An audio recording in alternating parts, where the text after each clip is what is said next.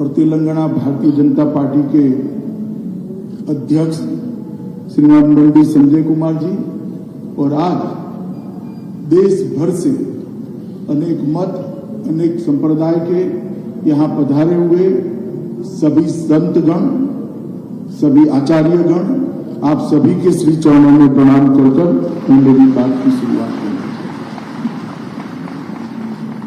स्वामी जी की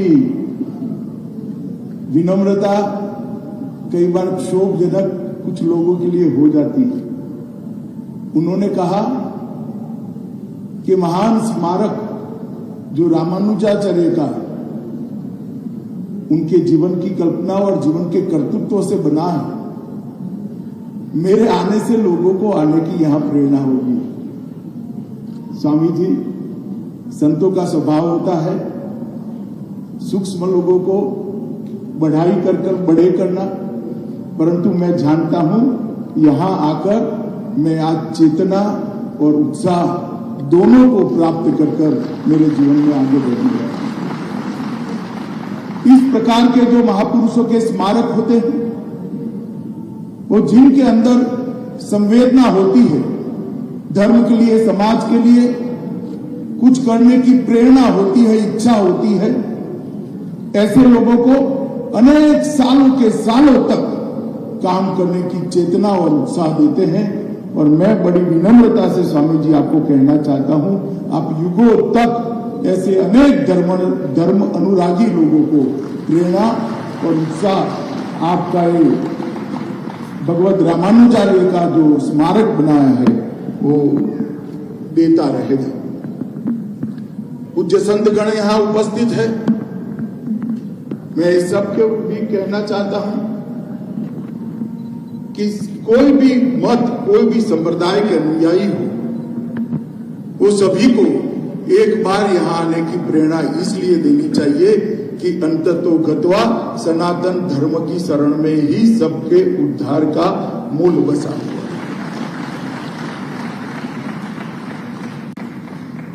रामानुजाचार्य के जीवन के 1000 साल, उनकी सहस्त्राब्दी, इसका इससे बड़ा उनके काम को कोई भावांजलि भी नहीं हो सकती, स्मरणांजलि भी नहीं हो सकती, कार्यांजलि भी नहीं हो सकती। रामानुजाचार्य के जीवन को, उनके संदेश को सब जीव एक समान है।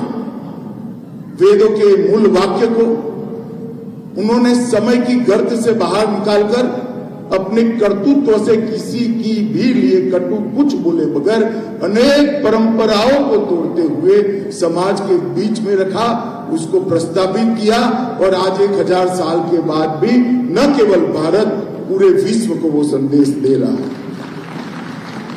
इस स्टैच्यू ऑफ इक्विटी की प्रतिमा अभी हमारे देश के सम्माननीय प्रधानमंत्री श्रीमान नरेंद्र मोदी जी और दंडी स्वामी जी के कर कमलों से इसका उद्घाटन हुआ। मैं अभी वहां जाकर आया। अगर दूर से देखते हैं तो ये प्रतिमा दूर से देखते ही अद्भुत आत्मा को शांति देती है, चित्त को प्रसन्नता करती है और मन को आह्लाद करती है। मगर जैसे ही नजदीक जाते हैं और वो हॉल से होकर रामानुजाचार्य का संदेश देश की सभी भाषाओं में सभी मुमुक्षुओं को मिल पाए, इस प्रकार की व्यवस्था जो स्वामी जी ने की है, उसको ग्राह्य करते करते करते समय निकालकर जब ऊपर जाकर रामानुजाचार्य के विराट मूर्ति का दर्शन होता है, तब मालूम होता है कि हम कितने बड़े महापुरुष को प्रणाम करने के लिए आए हैं। भगवत रामानुजाचार्य ये पूरे देश, पूरी दुनिया के लिए इक्वालिटी का, समता का जो संदेश दिया, वो इस स्मारक के बाद युगों युगों तक न केवल भारत, समग्र विश्व में ये अपना संदेश, सनातन धर्म का संदेश फैलाने का काम करेगा, उसका मुझे विश्वास है। भारत के इतिहास को महाभारत के पहले से लेकर रामायण काल से लेकर आज तक देखेंगे बहुत सारे उतार चढ़ाव आए और सनातन धर्म भी काल की अनेक थपेड़ों को खाते खाते खाते खाते अपनी अस्तित्व को बचाते हुए कभी दैदीप्यमान स्वरूप से कभी आगे आने वाले स्वरूप में जाने के लिए एक प्रकार से कभी काल बाह्य होने बगैर सनातन धर्म भी इसके साथ ही आगे बढ़ता है। हमने देखा है सनातन धर्म पर जब जब संकट आया कोई न कोई आया जिसने सनातन धर्म की ज्योत को प्रज्वलित की, दैदीप्यमान की और एक ज्ञान यात्रा को समग्र विश्व में आगे बढ़ाया। रामानुजाचार्य भी एक ऐसे ही व्यक्ति थे जिन्होंने शंकराचार्य के बाद एक काम को बहुत अच्छे तरीके से किया। आदि शंकर ने ढेर सारे मतांतरों को एक करते हुए सनातन धर्म की छत्र छाया में देश को एक करने का, एक छत्री के नीचे लाने का काम किया और रामानुजाचार्य ने अपने जीवन कवन से पूरे देश को सनातन धर्म के साथ जोड़ने का काम किया। कई सारे कुरिवाज, कुप्रथाएं कटु विरोध करे बगैर अपने कर्म से उन्होंने बदली। कई बार मैं जब पढ़ता हूं तब मुझे विचार आता है कि सनातन धर्म में ऐसा क्या है कि जिसकी धारा क्षुण्ण रूप से कालबाह्य हुए बगैर बहे ही जाती। ऐसा क्या है इसके अंदर अमृत तत्व क्या है? और कई सारे धर्मों का भी अभ्यास करते हैं। जब तुलनात्मक अभ्यास करते हैं तो नजर में आता है कि सनातन धर्म में मैं ही सत्य हूं, ये जड़ता और अहंकार नहीं। हमारे यहाँ शास्त्रार्थ की व्यवस्था रही, खंडन की व्यवस्था रही, मंडन की व्यवस्था रही और श्रेष्ठ को स्वीकारने की विनम्रता भी रही और इसी के कारण सनातन धर्म आगे बढ़ता गया। हो सकता है आज ध्यान से देखने वालों को देखे कि हम काफी पिछड़ गए, मगर ये सारे देश के सभी मतों के संप्रदाय के आचार्य यहाँ बैठे हैं। आप सभी को देखकर मुझे पूरा भरोसा है कि यात्रा ना कभी रुकेगी, ना कभी थमेगी और फिर से एक बार दिग्विजयी होकर पूरे विश्व के अंदर ज्ञान का प्रचार और प्रसार करेगी। आज मैं जब यहाँ आया हूँ तब इस पवित्र भूमि पर यहाँ पर जो स्मारक बनाया है और इसके साथ साथ वेद अभ्यास की भी व्यवस्था करी है। वेद की 9 के 9 शाखाओं के अभ्यास शास्त्रोक्त तरीके से हो सके ऐसे विद्यार्थी भी यहाँ से निकलेंगे, पूरे देश भर में फैलेंगे और जहां जहां जाएंगे वहां वेद के ज्ञान की सुगंध को, उसकी ज्योत को प्रज्वलित करते जाएंगे। और इसके साथ रामानुजाचार्य का जो संदेश था, उनके जीवन का संदेश था और इस संदेश को हर व्यक्ति समझ सके, इस प्रकार से यही स्मारक के साथ देश की सभी भाषाओं में प्रसारित करने का काम स्वामी जी ने किया है। मैं फिर से पूज्य श्री चिन्ना जी स्वामी जी को बहुत समग्र देश की ओर से साधुवाद और धन्यवाद करना चाहता हूँ। आज जब मैं यहाँ आया हूँ तब यहाँ पर 1035 कुंभ के साथ श्री लक्ष्मी नारायण महायज्ञ भी हो रहा है। चारों वेद की 9 की 9 उपलब्ध शाखाओं का पाठ भी किया जा रहा है। अष्टाक्षरी मंत्र का 10 करोड़ जाप हो रहा है, जिससे हमें मालूम पड़ेगा कि ये धरती हमेशा के लिए कितनी पवित्र होने वाली है। इतिहास, पुराणों और आगमों का भी पाठ हो रहा है। सभी प्रकार की पूजा व्यवस्था और पूजा पद्धति को भी समाहित और संरक्षित करने का भी यहाँ पर एक व्यवस्था किया गया है।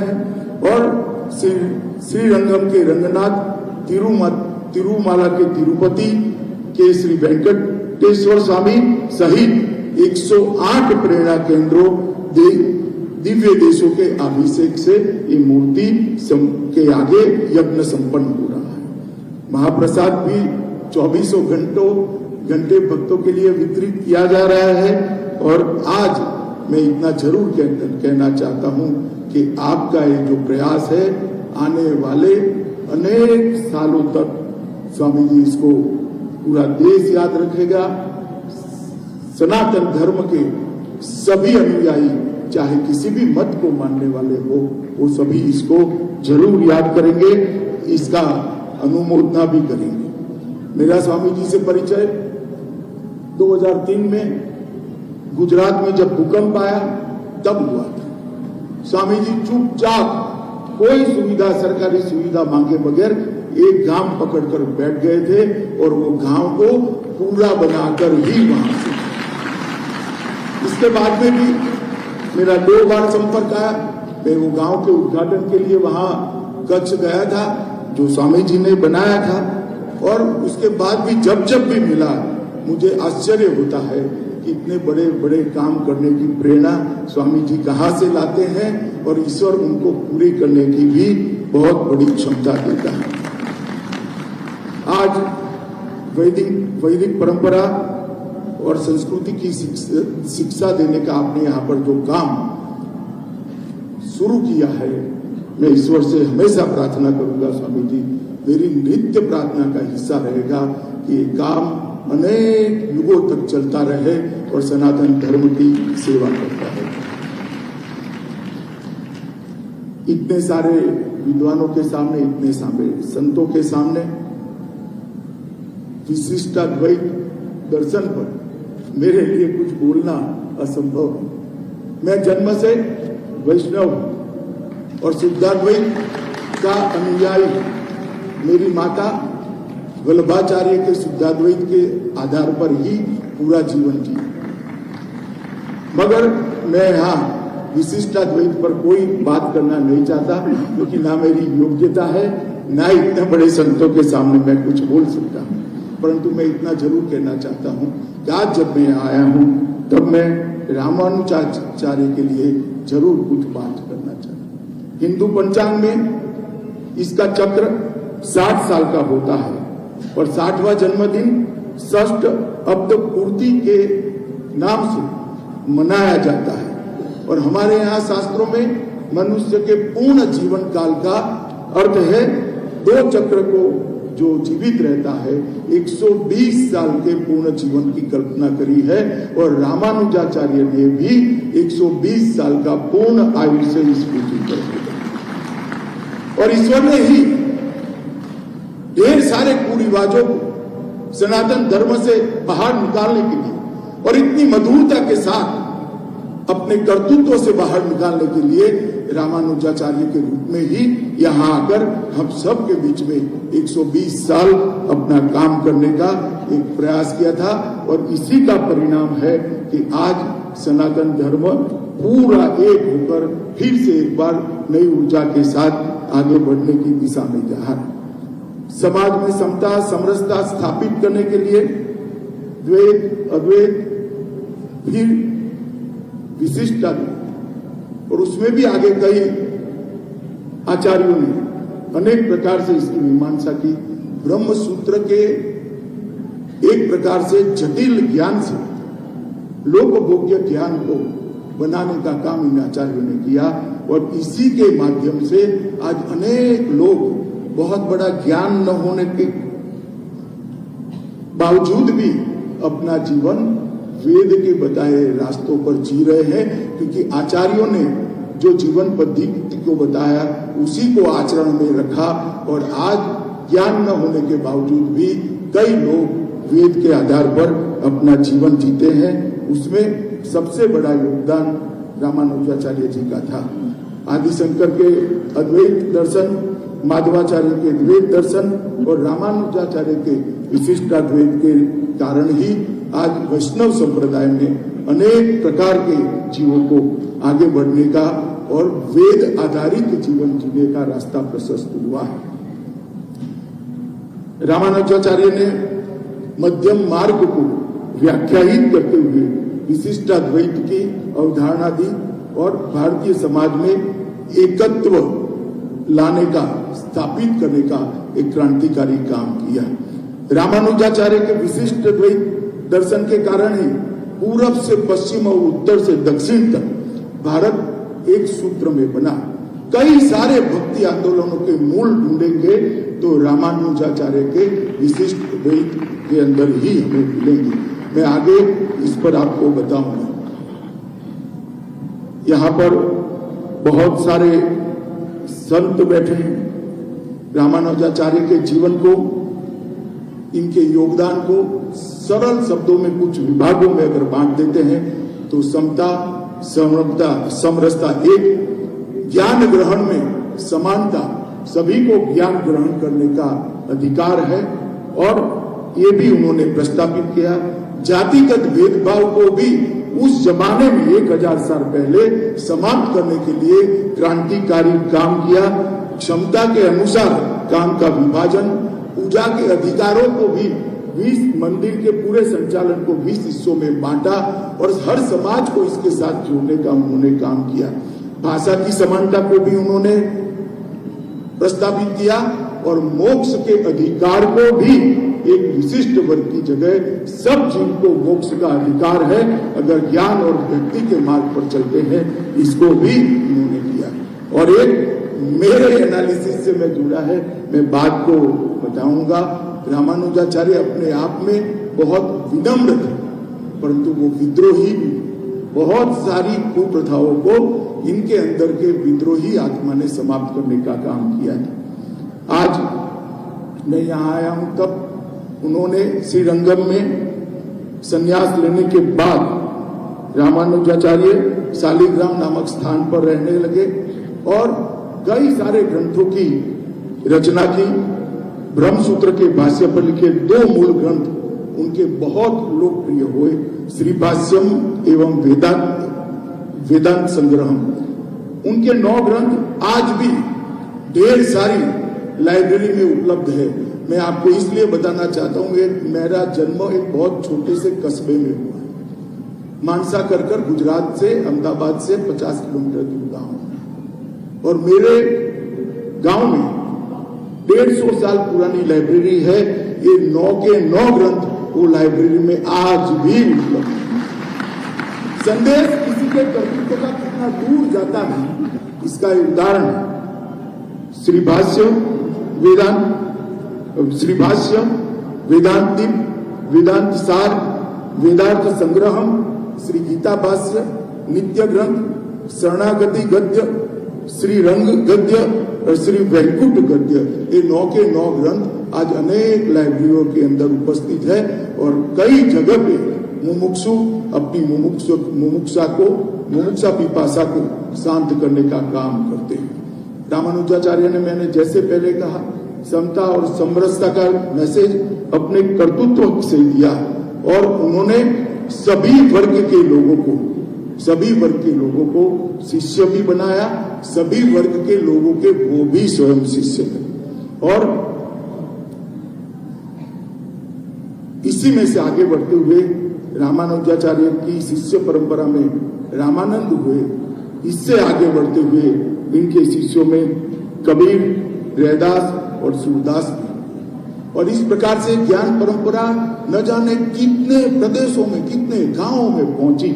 अगर समता और समरसता का उन्होंने रास्ता न खोला होता तो कबीर दास को ये वेदों के रहस्यों की जानकारी कभी न मिलती, रैदास को वेदों के रहस्यों की जानकारी कभी न मिलती, सूरदास को भी न मिलती। और गुरु गोष्ठीपूर्ण की कथा भी बहुत हम सबको प्रेरणा देने वाली है। एक बार कुछ मंत्र सीखने के लिए रामानुजाचार्य गोष्ठीपूर्ण की वहां गए। 18 बार जाने के बाद भी उनको उचित नहीं पाया। 19वीं बार जब गए तब उन्होंने कहा कि आपको मैं मंत्र तो सिखाता हूं, मगर तभी सिखाऊंगा जब अयोग्य के सामने आप उसका उच्चारण नहीं करें।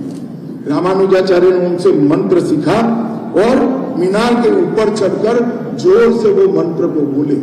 नीचे आए गुरु गोष्ठीपूर्ण बड़े गुस्सा हो गए। उन्होंने गुस्से के भाव के साथ कहा, ये क्या किया, तुम नरक में जाओगे। तो रामानुजाचार्य ने बाल सहज विनम्रता के साथ कहा, नरक में जाने से कोई दिक्कत नहीं है, अगर अनेक जीवात्माओं का कल्याण होता है तो मुझे नरक भी पसंद है। और ये कहते ही गोष्ठी पूर्णा के पूरा गुस्सा शमन हो गया और उन्हें एम्पेरुना मतलब मेरे भगवान ऐसा कहकर रामानुजाचार्य से गुरु ने स्वयं आशीर्वाद मांगे। जातिगत भेदभाव को भी रामानुजाचार्य ने समाप्त करने का काम किया। कांचीपुर्ण एक ब्राह्मणेतर जाति से जब वो उनका शिष्य बनने के लिए गए, तब उन्होंने कहा कि परंपरा ऐसी है, आप ब्राह्मण हो, मैं आपको शिष्य नहीं बना सकता। रामानुजाचार्य ने उत्तर दिया, यदि शास्त्रों का ज्ञान केवल ईश्वर की भक्ति की जगह, केवल ईश्वर की भक्ति की जगह अहंकार और अभिमान लाता है तो ज्ञान मिथ्या है, इससे बेहतर अज्ञानी रहना ही है। और उन्होंने बाद में उनके गुरु बनने की बात को स्वीकार किया। बाबा साहब आम्बेडकर ने भी इसको एक्नोलेज करते हुए लिखा है, हिंदू धर्म में समता की दिशा में यदि किसी ने महत्वपूर्ण काम किया है और उनको व्यवहार में लागू करने का प्रयास किया है तो वो संत रामानुजाचार्य ने ही किया है। उन्होंने कांचीपुर्ण नाम के एक गैर ब्राह्मण को अपना गुरु बनाकर एक स्पष्ट संदेश पूरे देश में देने का प्रयास किया था।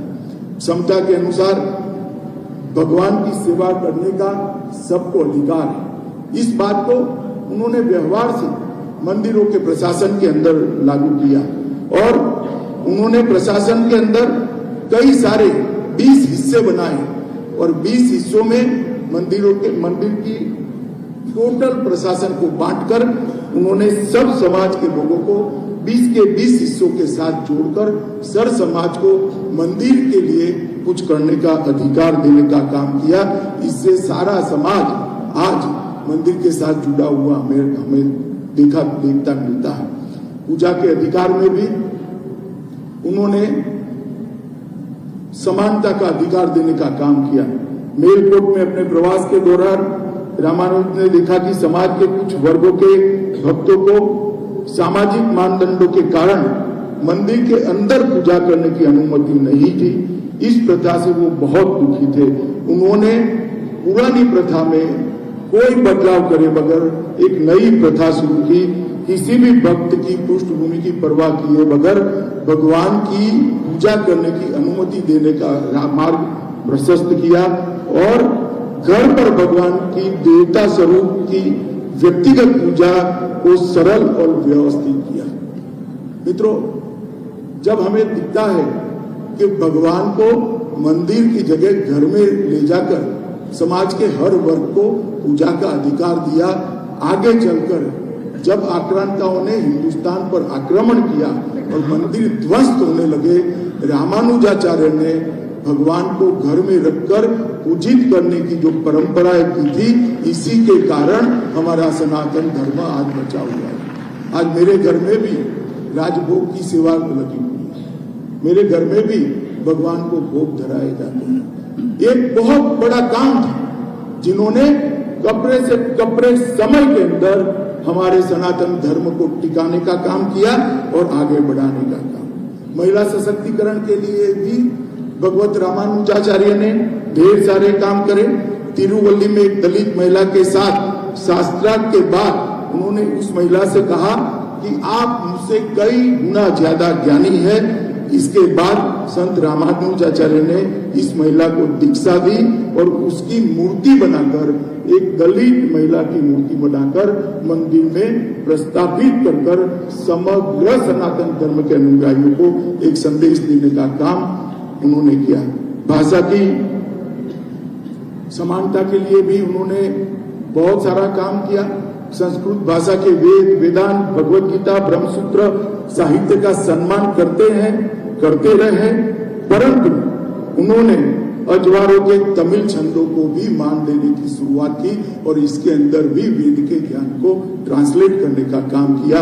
रामानुजाचार्य ये दोनों भाषाओं को अपनी दोनों आंख मानते थे। इसके कारण ये प्रदेश के अंदर भी आज वेद बचा हुआ है। मोक्ष का अधिकार सिर्फ सन्यासियों को होता था, ऐसी किंवदंती थी। रामानुजाचार्य ने बताया, अगर छोड़ना ही सन्यास है तो अपने जीवात्मा की रक्षा जो ईश्वर पर छोड़ देता है, अपने जीवन को, अपने भाग्य को ईश्वर पर छोड़ देता है, वह भी सन्यासी है और उसको भी मोक्ष का अधिकार है। अपनी सर्वस्व ईश्वर को सौंपने वाला व्यक्ति मोक्ष का अधिकार होता है। और सर्व वर्ण के सभी पुरुष और महिलाओं को मोक्ष के अधिकार का भी उन्होंने किया। अंत में मैं एक बात कहना चाहता हूं, उनके पूरे जीवन में हमने तो देखा नहीं, न सुना है, आज ना कोई रामानुजाचार्य से देखा हुआ व्यक्ति पृथ्वी पर अस्तित्व में है, परंतु उनके जीवन से इतना मालूम पड़ता है कि बहुत विनम्रता के साथ बहुत सारी कुप्रथाओं को उन्होंने बदलने का काम किया। मगर वो आत्मा के अंदर, उनकी आत्मा के अंदर कुप्रथाओं के प्रति विद्रोह का ही भाव था। विनम्रता और विद्रोह दो मिल जाते हैं तो सुधार जन्म लेता है। कुप्रथा को अविवेक करे बगैर अपने कर्तृत्व से बदलना, इसी को सुधार कहते हैं। और ये काम भगवत रामानुजाचार्य ने किया है। और आज मैं इतना जरूर कह सकता हूं, मैं देश भर के हिस्सों का मैंने भ्रमण किया, देश भर के श्रद्धा केंद्रों के अंदर जाकर मैंने मेरा सर झुका है। कई सारे संप्रदायों में इसके मूल में जाते हैं तो रामानुजाचार्य का विशिष्ट अद्वैत ही आता है।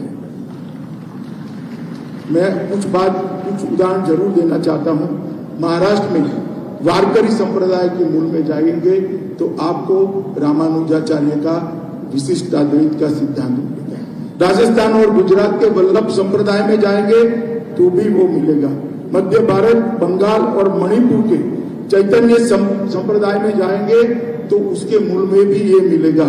और असम के शंकर देव और माधव देव के मूल में जाएंगे, उनके उपदेशों के मूल में जाएंगे तो भी आपको विशिष्ट अद्वैत। एक व्यक्ति ने जो सिद्धांत प्रतिपाद की, जिसमें समानता का मूल मंत्र था, उसके देश के अनेक हिस्सों में, शायद रामानुजाचार्य अपने जीवन में कभी मणिपुर नहीं गए, ना आसाम गए, परंतु गुजरात के एक छोटे से गांव में भी जाएंगे तो आज वल्लभ संप्रदाय के अनुयायी मिलेंगे। आसाम के अंतिम गांव में मैं गया हूं जो बांग्लादेश के बॉर्डर पर है, वहां पर भी शंकर देव के अनुयायी मिलते हैं। और बंगाल के अंतिम गांव में भी गया हूं, वहां पर भी चैतन्य महाप्रभु का कीर्तन करने वाले लोग, भक्ति संप्रदाय के लोग मिलते हैं। स्वामी रामानंद के बारे में कौन नहीं जानता। स्वामी रामानंद जी के 12 प्रमुख शिष्यों में कबीरदास भी रहे, नाभादास जी, सेननाई, कृपादास, शिवदास सहित 12 महापुरुषों की परंपरा भी रामानुज से ही उत्पन्न हुई है। इस परंपरा का गुणगान करते हुए कबीरदास जी ने दोहे में लिखा है, श्री नारायण मूल हमारे, रामानुज की साथ, रंगकार में रमता जो की, गुरु रामानंद ने भाग।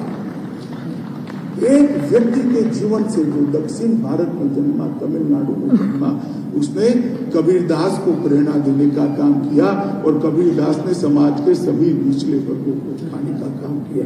और आज मैं इतना जरूर कहता हूं कि उन्होंने ढेर सारे मैनेजमेंट के लिए भी काम किए थे, मगर इसके बारे में जाने का भी समय नहीं है। आज मैं इतना कहना चाहता हूं, विशिष्टाद्वैत दर्शन और भक्ति संप्रदाय, ये दोनों जब तक पृथ्वी रहेगी तब तक अक्षुण रहेंगे, कभी कालबाह्य नहीं होंगे। और स्वामी जी आपने बनाई हुई मूर्ति भी युगों युगों तक रामानुजाचार्य के संदेश को आगे बढ़ाती जाएगी। और पूज्य संतों और माताओं, बहनों, भाइयों को मैं कहना चाहता हूँ, ये विधि का ही आशीर्वाद, विधाता का ही आशीर्वाद है कि जिस कालखंड में स्टैच्यू ऑफ इक्विटी बनता है, उसी कालखंड में राम मंदिर का भी पुनर्निर्माण, भव्य राम मंदिर का होगा। इसी कालखंड में काशी विश्वनाथ कॉरिडोर का भी 650 साल के बाद पुनरुद्धार होता है। इसी कालखंड में केदारधाम भी बनता है। इसी कालखंड के अंदर बद्रीधाम का भी पुनर्निर्माण का नींव बनता है। एक कालखंड है जहां से सनातन धर्म को उठकर जागरूक होकर समग्र विश्व के अंदर अपने नैतिक परिणाम ज्ञान को आगे बढ़ाना है हमको। और आज मुझे यहाँ पर इस कार्यक्रम में स्वामी जी ने निमंत्रित किया।